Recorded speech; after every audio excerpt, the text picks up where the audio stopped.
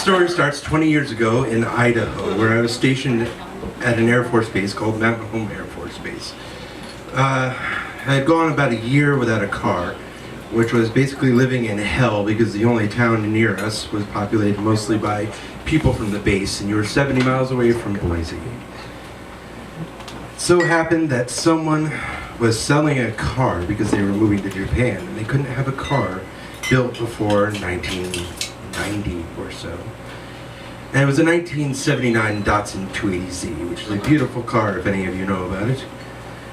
And I experienced a new level of freedom with this car. I could go the 70 miles to Boise on the highest highways where the speed limits were 75. And if I was really, really adventurous, I could go down to Salt Lake City, Utah, and see lots of Mormons and drink really weird, weak beer.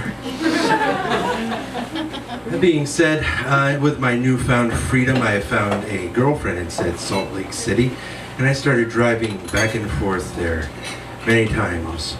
Fast forward to winter, it is Christmas Eve, 1996, and I am going down to visit this girlfriend in my $400 car, which I was not informed did not have a heater core.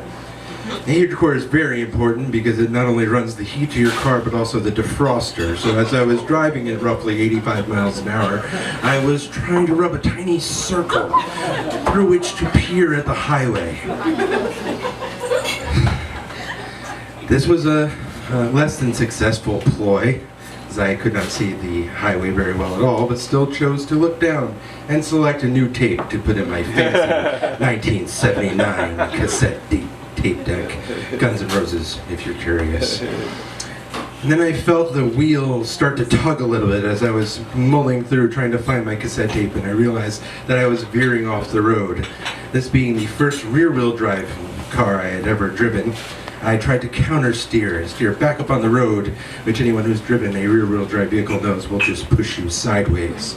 So there I was going 85 miles an hour over an embankment somewhere between Idaho and Utah, and hit the side of the car, and all the accumulated flotsam that a 20-year-old needs, empty cigarette packs and bottles of Mountain Dew and beer cans and whatever, starts to rattle around, and I forced myself to keep my eyes open and stare into the rearview mirror because this is only going to happen to you once, and you might survive or you might die. You should at least see it and have a great story if you make it through, which obviously I did.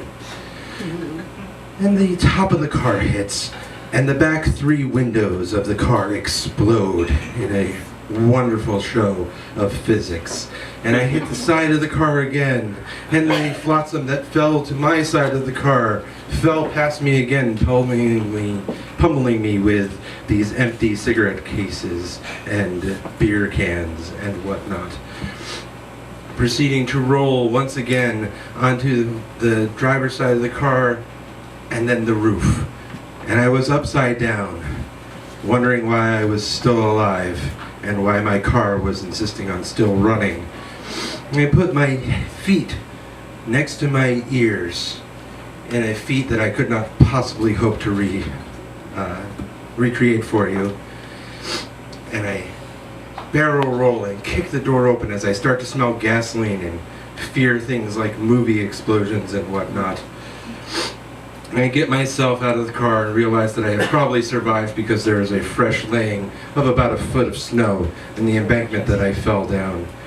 And I looked at my finger and wondered what I was going to do because it was 1996 and I did not have a cell phone or a car phone or any way to really talk to anybody.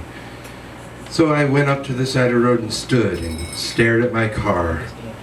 And a cop pulled up and asked me, "Did they get out okay?" I said, "Yes, I got out fine." And he looks at me, and he looks at my car, and he looks at me again, and looks at the car again, and proceeds to write me a ticket for failure to maintain lane.